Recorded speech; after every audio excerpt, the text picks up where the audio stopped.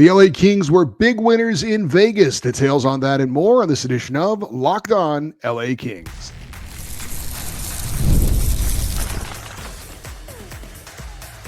You are Locked On Kings, your daily podcast on the Los Angeles Kings, part of the Locked On Podcast Network, your team every day.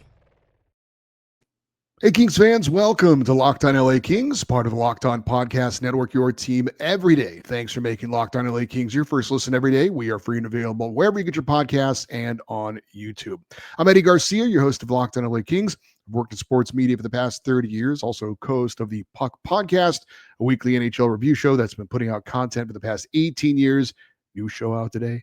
And a passionate LA Kings fan for over 30 years. Well, the LA Kings were back in action on Sunday, game 62 of the 82-game regular season, and one night after a 2-1 overtime win over the St. Louis Blues, the Kings were in Las Vegas to clash with the top team in the Pacific Division, the Vegas Golden Knights. While the Kings sit in third place, on paper, this looked like a mismatch because of how the two teams have been playing and where the game was being played. The Golden Knights have been great at home, coming in with a record of 24-6-3. They'd won 7 of 8 and 4 in a row at home coming into this game. The Kings had been mediocre on the road with a record of 12-17-5. The Kings had lost 8 of their last 9 on the road, including 3 in a row. Checking the lineup in this one for the Kings, the exact same lineup as the previous game. No surprise there, as the previous night. The Kings can sticking with the 12-6 setup. We'd have Anze Kopitar centering Adrian Kempe and Andrei Kuzmenko, the newcomer. Philip Deneau centering Warren Foegele and Trevor Moore. Quentin Byfield at center with Kevin Fiala and Alex Ferrier on the wings. Samuel Hellenius centering the fourth line with Tanner Jeannot and Alex Turcotte. The scratches were once again Trevor Lewis and Akil Thomas. As far as the defensive pairings, it would be Mikey Anderson and Drew Doughty on the top pairing, Vladislav Gavrikov and Brandt Clark the second pairing, and Joel Edmondson and Jordan Spence the third pairing. Jacob Ovarara and Kyle Burrows would once again be the healthy scratches. As far as the defense, the only change from the previous night would be the goaltender. That would be number 2 goalie David Rittich getting the start with Darcy Kemper serving as the backup. Big question for me going to this game: would the Kings turn around their recent poor play on the road and get a much-needed win over a big-time opponent? As for the game summary in this one, the Kings got off to a great start. They scored the first 2 goals of the game. Anze Kopitar's 16th of the year, Brandt Clark's 5th of the season, and LA had a 2-0 lead after one period. Second period was more of a mixed bag for LA. They started great, taking a 3-0 lead on Quentin Byfield's 14th goal of the year, but Vegas would answer with a pair of goals, and suddenly it was a 3-2 game. But the Kings would close out the period with a Warren Foegele goal, his 18th of the season, and LA had a 4-2 lead going into the third. Trevor Moore then added to the lead, his 13th goal of the season, to make it 5-2. Vegas would score to make it 5-3. Adrian Kempe scores his team-leading 27th goal of the season for the Kings, and surely 6 goals and a 3-goal lead would be enough for the Kings to get the win. But Vegas fought back. They scored 2 goals to cut it to 6-5, but the Kings would eventually hang on for a thrilling 6-5 victory. Kings improved to 33-20-9, 13-17-5 on the road. The Kings end up winning 3 of 4 head-to-head against the Vegas Golden Knights this season. As for the game stats in this one, Kings win it 6-5. They outshot the Golden Knights 35-32. The special teams were even. LA 1 for 1 on the power play. Vegas was also 1 for 1. Faceoffs favored the Golden Knights 38-24. Hits favored the Kings 29-17. And block shots narrowly favored Vegas 18-17. So what was good for the LA Kings from a team standpoint? Well, great start on the road. Kings had only 2 shots on goal in the first period. The previous night against St. Louis, Kings had 15 shots on goal in the opening period in Las Vegas. The Kings in that opening period carrying the play, attacking, getting shots on net, getting good traffic in front, and defensively playing very sound as well. Kings also had a good third period, outshooting Vegas 12-8, even though they were holding on to a lead. A total of 23 shots on goal in the game on Saturday. The Kings had 35 shots on goal on Sunday. Much, much better in that regard. Also, very balanced scoring for the LA Kings in this win. 6 different goal scorers and 7 different Kings had multi-point games.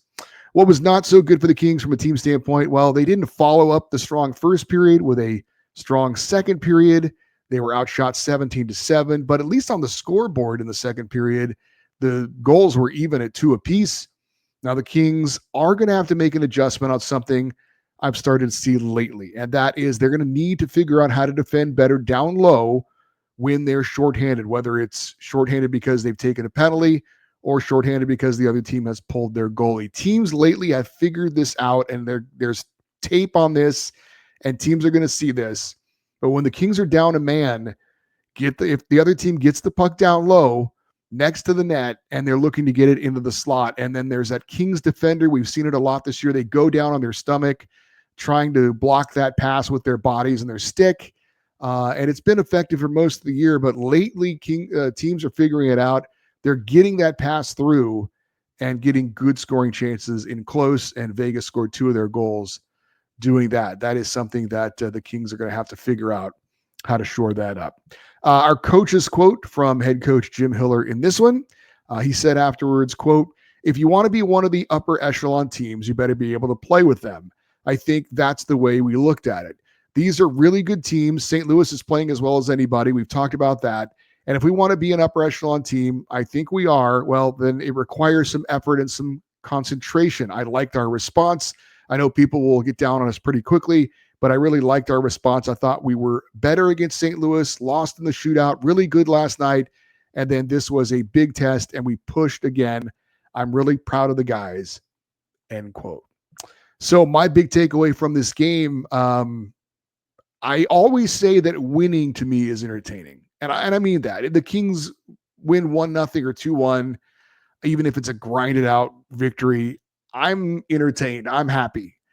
That said, I have to say this was a pretty fun, entertaining game. Sure, there were some anxious moments late, but it was so great to see the Kings getting so many players involved, finishing off plays, getting shots on goal. And look, this time of year, bottom line is get the 2 points. This is not probably how the Kings are going to win a lot of games. Certainly don't think this is how they're going to win any playoff games if, in fact, they get in. But it's nice to know that at times, if the Kings have to, they're capable of doing something like this, outscoring an opponent in a high-scoring game. So I would also say my big takeaway from this is if the Kings end up seeing the Golden Knights in the playoffs, maybe first round, maybe second round, I think the Kings have shown that they match up pretty well against the Vegas Golden Knights, again, taking 3 of the 4 head-to-head matchups this season. All right, up next, we're going to take a look at some of the Kings individuals in this big win over the Vegas Golden Knights. That is next on Locked On LA Kings, your team every day. Looking for a snack that is both delicious and nutritious? Then you need to crack into a good source of protein with Wonderful Pistachios. Wonderful Pistachios is one of the highest protein nuts. Each 1 ounce serving has 6 grams of protein, giving you over 10% of your daily value. Plus, they are packed with fiber and better for you, unsaturated fats to help keep you feeling fuller longer. It's the perfect grab and go snack with a protein boost. And if you love cracking open every shell for that satisfying crunch, the in-shell options are a classic favorite. Wonderful Pistachios is a complete protein, providing all 9 essential amino acids, whether you're running between meetings or dropping off the kids. Wonderful Pistachios is the snack that works as hard as you do. Get snackin' and get crackin' with the snack that packs a protein punch. Visit wonderfulpistachios.com to learn more. All right, let's look at the individuals that shined in the win over Vegas. There were a lot of them, but we'll start with the goaltender, and that was David Rittich. Coming into this game, Rittich had a record of 12-12-2 as the number 2 goalie for the Kings, 3-10 on the road, and he had lost his last 7 road starts. And people like me and others were saying the Kings might want to look to get a backup goalie at the trade deadline. That did not happen. Now, Eric Portillo and Phoenix Copley down to the AHL could be options to be the number 2 goalie for the Kings if necessary. But for now, it is David Rittich holding on to that number 2 goaltending job. Now, clearly giving up 5 goals is not going to look great on the score sheet, but let's check out those 5 goals that he did allow against the Vegas Golden Knights. The first goal he allowed was a backhand shot from in close. Those backhanders can be tricky to judge, but it wasn't a hard shot. It just kind of found a way through him. That one was not a great goal against. The second goal Rittich allowed, forward Philip Deneau was defending behind the net. He got his skate caught up in the back of the netting. He fell down, and that unfortunately left the man that he was guarding uncontested, and he moved out in front and put a wrist shot into the net. So that one wasn't really on David Rittich necessarily. Third goal was with Vegas on the power play. Mikey Anderson was down on the ground trying to take the pass away in front. Then when he tried to get up was when the pass went through, and a pretty easy goal from right on the doorstep. I don't blame David Rittich on that one. The fourth goal was a pass into the zone. It hit Brandt Clark in the high slot. He couldn't control it. The puck was bouncing, and a shot was put on Rittich that went through him. Hard to judge a bouncing puck. It was a very quick wrist shot. That still was kind of a tough one to go in. And the fifth goal, again, play down low at the side of the net. Vegas, like with the power play, had the extra attacker because the goalie was pulled. And again, not a good job of defending down low, a pass through the crease, a tap in for the goal. The Kings need to figure out a better way to defend that down low pass. So look, again, anytime you give up 5 goals, regardless of the circumstances, it's not great. Rittich did have some big saves in this one. On the first shot of the game, he had a big save. He had another one late in the game to help preserve the victory. I still think it's fair to say that David Rittich is not on his game at the moment. Hopefully this can help him move in that direction. But the bottom line is he battled, he got the win, improving to 13-12-2, 4-10 now on the road, and snapping that streak of 7 straight starts on the road without getting a win. The Kings will have back-to-back games 3 more times this season. So if David Rittich remains the number 2 goalie, looks like he'll get at least 3 more starts this season. Let's talk about Anze Kopitar. The captain said recently he needs to be better, and he has been better of late with goals now in back-to-back games. Scored the goal's first goal in this one, and just like the game on Saturday, a deflection out in front of the net, point shot from Joel Edmondson, a blue-collar goal from L.A. For Kopi, his 16th goal in the season. He also had an assist in the win over Vegas for 51 points, second on the team. And the captain, Anze Kopitar, has 3 goals in 5 games so far this month. Brandt Clark, the young defenseman, scored the second goal of the game for the Kings. And I got to give it up for Clark on this one for a couple of different reasons. First off, Adrian Kempe with the point shot. Save was made. There was a big rebound. And seeing that no one was really around the loose puck, Clark immediately jumps up into the play, gets the rebound, and then takes the puck hard to the net and then tucks it in on a beautiful backhand move around the goaltender. We are not used to seeing our defensemen do things like that. So good for Clark showing off his talent there. I thought a nice aggressive decision. And then he just let his skills take over. That's Brandt Clark's 5th goal of the season. He also had an assist in this game. He has 27 points, and that leads all Kings defensemen. So we kind of jokingly said about first half of the season, are we going to get good Kevin or bad Kevin? I think we could kind of say good Brandt or bad Brandt a little bit. And I'm talking about the goal that was scored when Clark couldn't control the pass that went off him. It wasn't an easy play, but he does need to play the puck better than that. I don't think Clark played again after that mistake. It was late in the third period, and I don't think Jim Hiller put him back out there. Still, I think late in a game protecting a lead, Hiller's going to go with 4 defensemen probably the rest of the way for the final couple of minutes. It's going to be Doughty and Anderson, Gavrikov, and Edmondson. So I still think Brandt Clark had a very positive game. Obviously young, talented, still learning, but picking up a goal and an assist and helping the Kings get the victory. Quentin Byfield had the Kings' 3rd goal, took a pass from the boards with a lot of speed through the Vegas zone, left the puck for Kevin Fiala, and then kept going to the net. Fiala made a nice drag shot, pull and drag shot, and it went off of Byfield's skate and in. Now, is that a lucky goal? Yeah, in a sense, it certainly is. But I've talked about it before. You make your own luck, do the right things, go to the net, and good things happen for Q. His 14th goal of the season, 37th point. And since February 1st, 13 games for Quinton Byfield, 13 points. And he has a goal now in 3 straight games. Plus, he's driving the play and continuing to play with speed and aggression. He's been very good of late, needs to keep it going the rest of the way. Warren Fogle scored the Kings' 4th goal. He's been very good all season long. This one showing his speed from the blue line in, blew by a defender, then skillfully flipped the puck into the top corner of the net. Fogle is the one player you don't have to tell him to go hard to the net. He consistently does that. I love it. I wish more Kings players would do it. And then a skillful little shot, a little flip shot into the top corner of the net. Warren Fogle now 18 goals on the season. He had an assist as well to give him 35 points. He's 3 goals away and 7 points away from career highs in goals and points this season. And Warren Fogle has scored a goal in all 4 games against the Vegas Golden Knights this season. Trevor Moore scored the Kings' 5th goal. Very nice move around a defender and then a quick wrist shot into the net. He now has 13 goals and 28 points since February 1st. 7 goals in 13 games for Trevor Moore. He had 6 goals in the previous 49 games. So clearly he is starting to play his best hockey of the season now as well, which is great.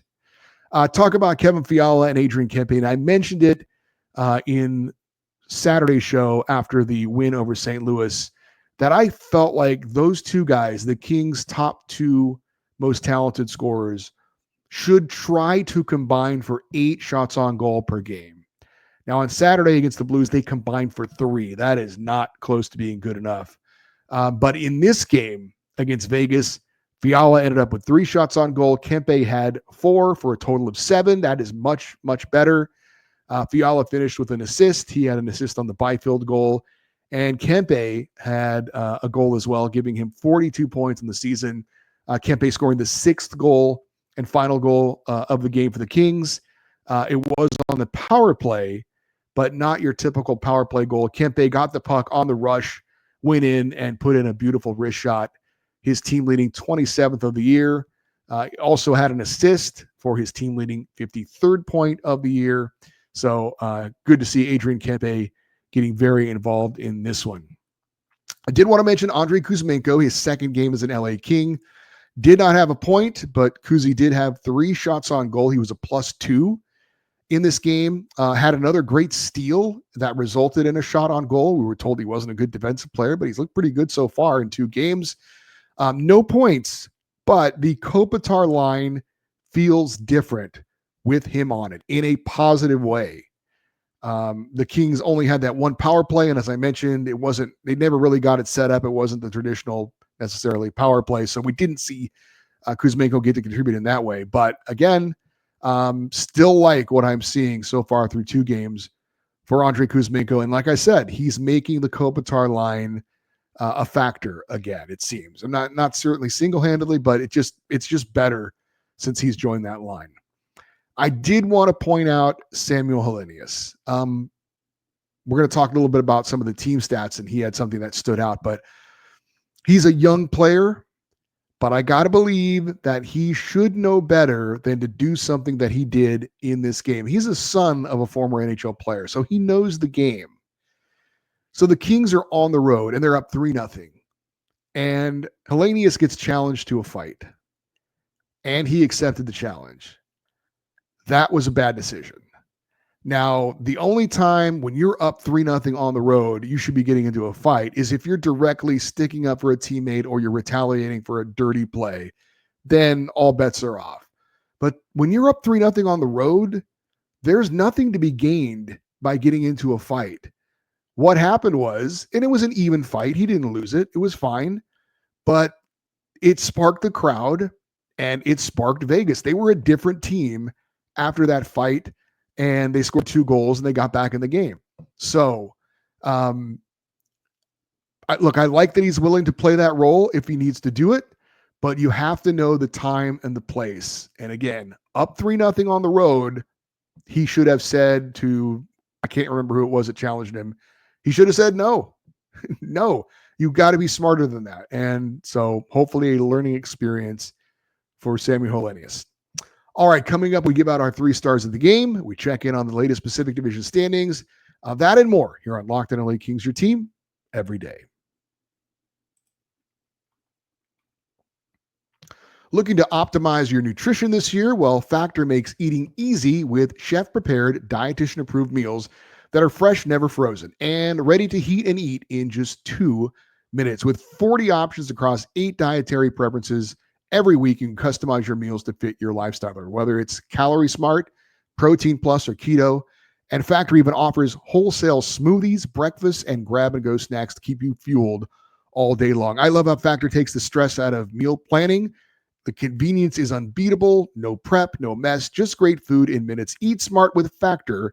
Get started at factormeals.com/LockedOnNHL50 off. Use the code LockedOnNHL50 off and you get 50% off your first box plus free shipping. That's the code LockedOnNHL50 off at factormeals.com/LockedOnNHL50 off to get 50% off plus free shipping on your first box.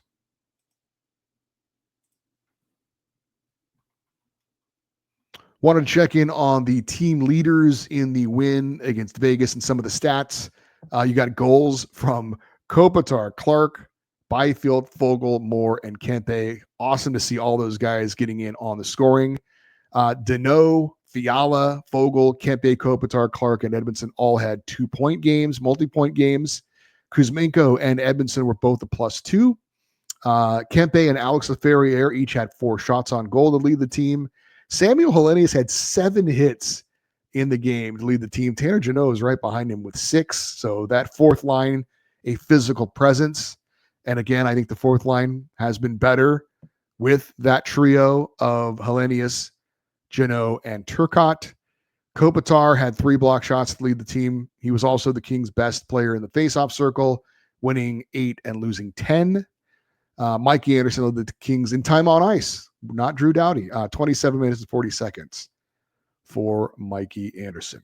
All right, let's check in on the Kings' 3 stars of the game. Obviously, when you have 6 different goal scorers, and I believe it was 7 players with multi-point games, a lot of different guys who are candidates. But for my 3 stars of the game, and I don't even know who the official 3 stars were, but it doesn't matter because I picked my own. I'm going to go with Brandt Clark for my number 3 star of the game with his goal and 2 assists. Warren Fogle is my number 2 star. And my number 1 star is Adrian Kempe.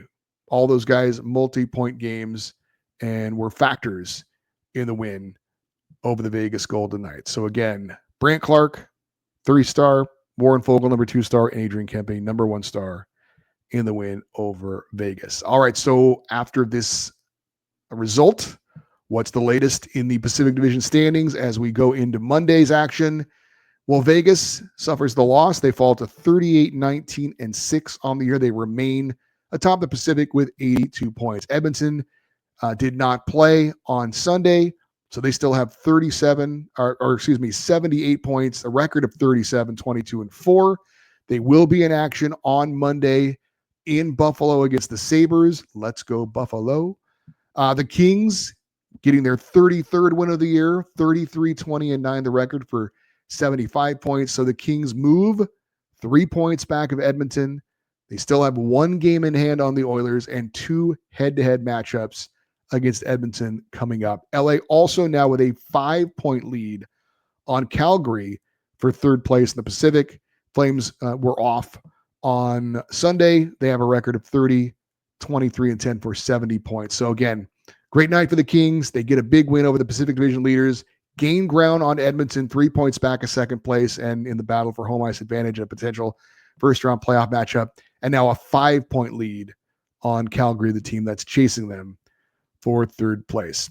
All right, the Kings are now off until Tuesday when they will host the New York Islanders, a team that's barely hanging on to hopes of a wild card in the East, but they were sellers at the deadline. So it's an opponent that is a winnable opponent, if we're going to put it that way. Thursday, a home game against Alexander Ovechkin and the top team in the East, the Washington Capitals. Pierre-Luc Dubois will be in town for the first time since he was traded away. So should be a fun night there. And oh, by the way, Ovechkin scored a goal on Sunday. He's now just 9 away from former Kings legend and Hall of Famer Wayne Gretzky for the all-time goal scoring lead in NHL history. Again, just 9 goals away from breaking the Great Ones record. And then LA will close out the week with a home game against Nashville on Saturday, another team that is not in the playoff hunt right now, just looking to play the spoiler role. So a couple of favorable matchups for the Kings coming up, 3 straight home games for LA. We know how good they've been so far on home ice. I did want to say shout out to the Kings fans in Las Vegas last night. Obviously, I wasn't there, was watching the game on the TV broadcast at home, and you could hear the fans, you could see the fans celebrating the goals. There were a couple guys right behind the net where the Kings scored most of their goals, and they had a really good time. And so for those Kings fans that maybe made the trip to Vegas over the weekend, safe travels back. And for those Kings fans that stayed loyal to the Kings when the Vegas Golden Knights came to town, because the Vegas was a pretty good Kings market. A lot of Kings fans living in Vegas. And I know that some of them did convert when Vegas came to town, but for those that didn't, I salute you. Good job by all the Kings fans out there at the game in Las Vegas on Sunday. All right, for you everydayers, those of you that listen to watch Locked On LA Kings every day, coming up on Tuesday's show, we will recap the Kings Islanders game shortly after its conclusion. If you want to stay connected with the show, you can send an email for our Friday fan feedback shows or anything else. Email address is lockedoneddie@gmail.com, EDDIE.